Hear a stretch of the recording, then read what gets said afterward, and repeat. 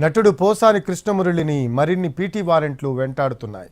ఒక కేసులో బెయిల్ వస్తే మరో కేసులో అరెస్ట్ అవుతున్నారు. దీంతో బెయిల్ వచ్చినా బయటకు వచ్చే పరిస్థితి లేదు. చంద్రబాబు, పవన్ కళ్యాణ్, నారా లోకేష్లను దూషించినందుకు పోసాని కృష్ణమురళిని కేసులు వెంటాడుతున్నాయి. 5 రోజులుగా కర్నూలు జైల్లో ఉన్న పోసాలని అరెస్ట్ చేసేందుకు పలు పీటీ వారెంట్లు సిద్ధంగా ఉన్నాయి. కర్నూలు జిల్లా ఆదోని 3 టౌన్ పోలీస్ స్టేషన్లో నమోదైన కేసులో అరెస్ట్ అయిన పోసాని ప్రస్తుతం కర్నూలు జిల్లా జైల్లో ఉన్నారు. విజయవాడ నుంచి పీటీ వారెంట్పై పోసాలని ఆదోనికి తీసుకొచ్చారు పోలీసులు. కోర్టులో హాజరుపరచగా 14 రోజుల రిమాండ్ విధించారు న్యాయమూర్తి. ఆ మరుసటి రోజే పోసాని దూషణల వెనక ఎవరున్నారని ప్రశ్నించేందుకు కస్టడీ పిటిషన్ వేశారు పోలీసులు. మరోవైపు Posani legal team bail petition వేశారు. కస్టడీ పిటిషన్పై సుదీర్ఘ వాదనల అనంతరం డిస్మిస్ చేశారు. బెయిల్ పిటిషన్పై 3 రోజుల పాటు వాదనలు జరిగాయి. అయితే న్యాయమూర్తి తీర్పును రిజర్వ్ చేశారు.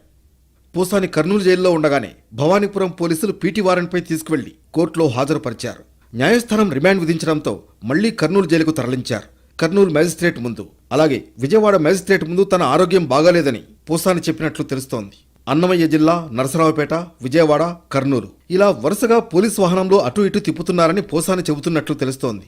వెన్నునొప్పి కారణంగా ప్రయాణం చేయలేకపోతున్నట్లు పోసాని చెప్పినట్లు సమాచారం. ఆదోని కేసులో బెయిల్ పిటిషన్పై ఇప్పటికే తీర్పు రిజర్వ్ అయింది. బెయిల్ వస్తుందా లేదా అనే ఉత్కంఠ నెలకొంది.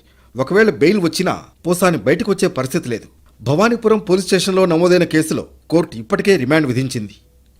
మరికొన్ని కేసుల్లో పోసాలని పీటీ వారెంట్పై తీసుకువెళ్లేందుకు పోలీసులు సిద్ధంగా ఉన్నట్లు సమాచారం.